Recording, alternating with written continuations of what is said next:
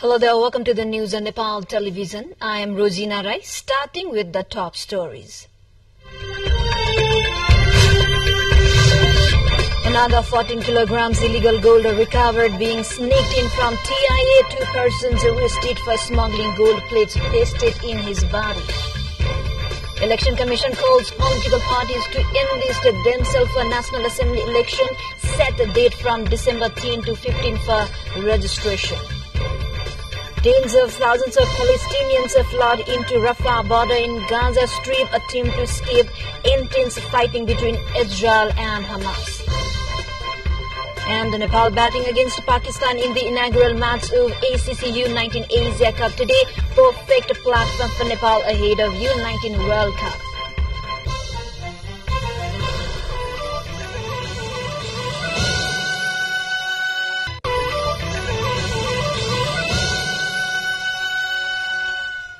Welcome back. Now we have the news in detail. Two men has been arrested with 14 kilograms of illegally smuggled gold at Tribhuvan International Airport TIA this morning. As per the information obtained, Chandraghaliv Gorkha district was arrested by the Department of Customs of TIA with 14 kilograms of illegally sneaked in gold. He had arrived at TIA through Fly Dubai, and smuggling gold plates were pasted on his body. According to the Director General of the Department of Customs, Sovakanta Paudel, the security was heightened since 5 days after they received information about the potential of smuggling gold from TIA. He also added that the quality and quantity of seized gold will be examined today.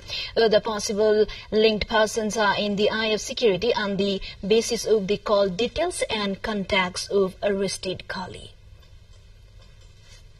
Now to the further development. The Election Commission has called for registration of political parties to contest normal assembly election. And the elections to choose 20 members of the upper house of the federal parliament is taking place on coming 25th January. The Election Commission is issuing a notice called on all political parties willing to take part in the election to enlist their respective parties for election.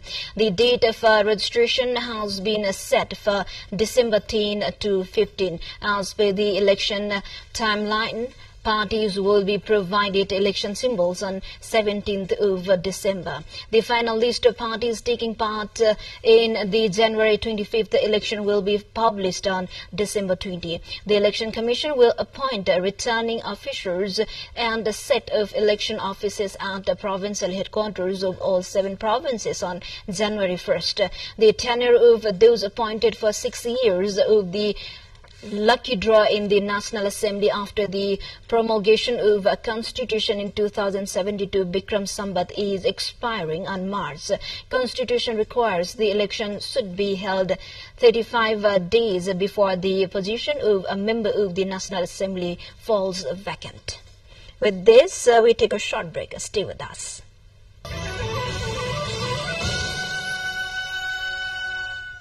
Welcome back. You are watching Nepal Television News. Now we have remaining updates.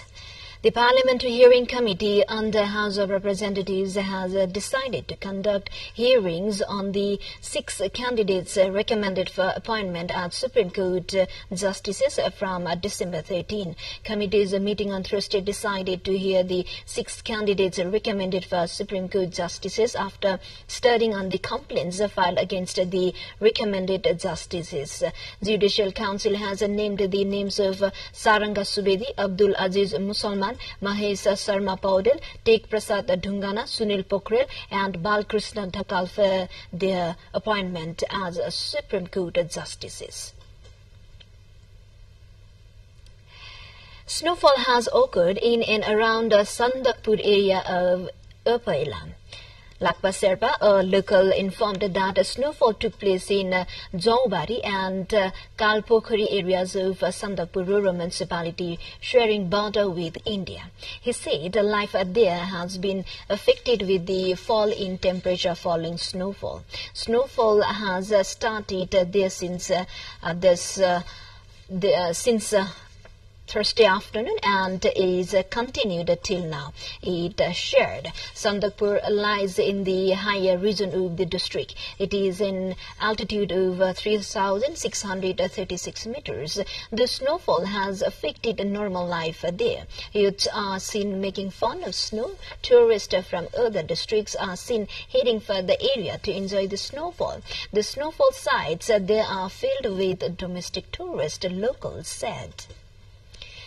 Helicopters from the Indian Air Force AIF were seen delivering aid to residents of the city of Chennai who remained trapped by flood waters after cyclone Michuang battered parts of southern India earlier this week.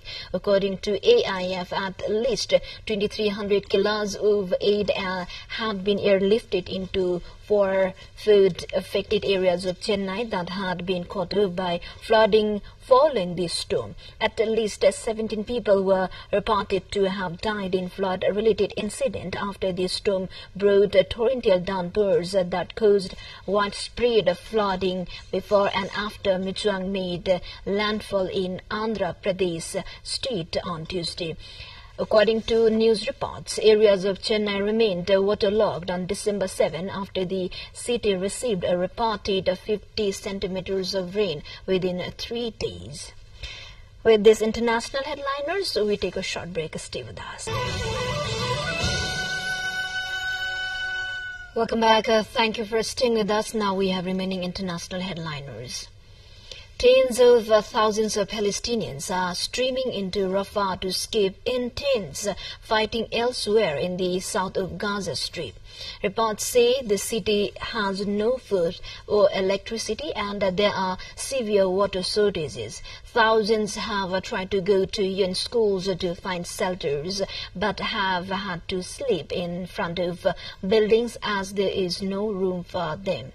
The Israeli military is now deep into Khan Yunis, a city to which civilians in North Gaza had previously been told to flee. Hamas attacked Israel in October, killing 1,200 people and taking 240 hostages, some of whom were released during a short-lived truce. Hamas officials in Gaza say Israel has killed more than 17,177 people in its retaliatory campaign, including about 7,000 children. Armenia and Azerbaijan released a joint statement on Thursday stating that both countries have agreed to take tangible steps in the direction towards normalizing ties and exchanging prisoners of war. Both sides in a joint statement agreed to seize a historical chance to achieve a long-awaited peace in the region.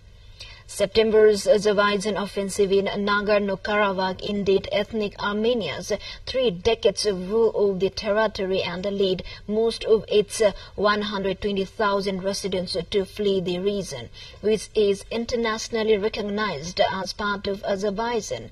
European Council President Charles Michel described the developments as a major breakthrough in Armenia-Azerbaijan relations, while the U.S. welcomed the statement and the prisoner exchange. Federal prosecutors have filed tax charges against Hunter Biden, a second criminal case against the U.S. president's son. The 9-count indictment says he schemed to evade at least $1.4 million in federal taxes from 2016 to 19. The 3 felonies and 6 misdemeanors include failures to file to pay taxes, false tax return, and evasion of assessment. Hunter Biden was indicted in September on federal charges in Delaware. The 53-year-old son of President Joe Biden has already pleaded not guilty in the gun case. The White House did not comment on the new charges over Thursday night. It comes as congressional Republicans place Hunter Biden's business dealing a center of an impeachment inquiry into President Biden, who is seeking re-election next year. To the more updates, before that, let's have a quick look into the highlights of the site.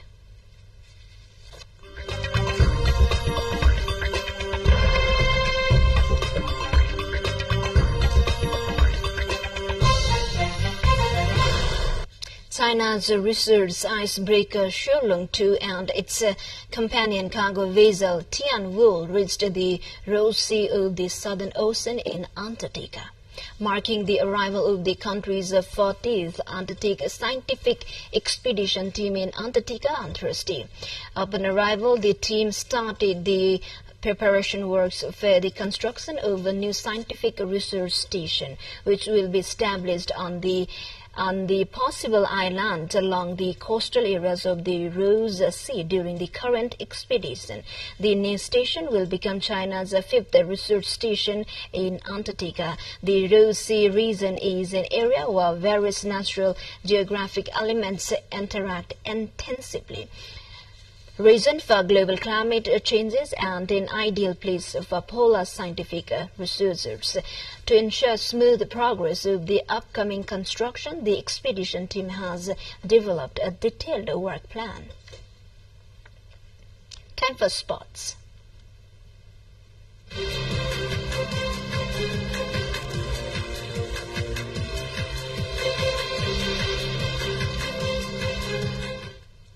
Nepal today is taking on Pakistan in the inaugural match of the U19 Asia Cup in the United Arab Emirates, and the match between the two teams are underway. After Pakistan chose to field first, winning the toss, Nepal has been made to bat first. The match is underway at ICC Academy ground of Dubai. 8 nations are slated to compete in the event, which will be played till 17th December. This will be a perfect setting for Nepal U19 that has also qualified for the U19 World Cup scheduled in South Africa next year. Nepal, India, Pakistan and Afghanistan are in Group A, while Bangladesh, Sri Lanka, Japan and UAE will compete in Group A. In preparation for the tournament, Nepal participated in a training camp, engaging in several exhibition matches within the squads and also against the senior team. Bergen's United Football Club will face Jhapa Football Club in the only match under the Nepal Super League today.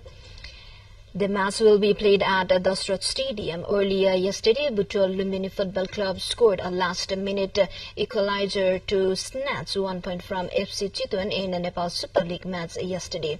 The match at Dasrat Stadium ended in 1-1 draw after Stephen scored the equalizer in injury time of the second half. Butol Lumbini Utsab Rai gave Chitwan lead 3 minutes into the second half. With the draw, Butol has collected 4 points from 4 games, while Chitwan has 5 points. With this, we come to the end of this news bulletin, but before we say goodbye, quick reminders of the headlines once again. Another 14 kilograms illegal gold recovered, being sneaked in from TIA. 2 persons arrested for smuggling gold plates pasted in their body. Election Commission calls political parties enlist themselves for National Assembly election, sets a date from December 10 to 15 for registration. Tens of thousands of Palestinians flood into Rafah border in Gaza Strip, attempt to stave intense fighting between Israel and Hamas.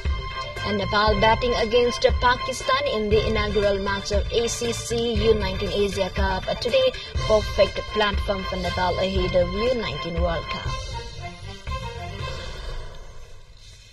Well, this is all for this moment. Until our next bulletin, have a good day ahead. Namaste.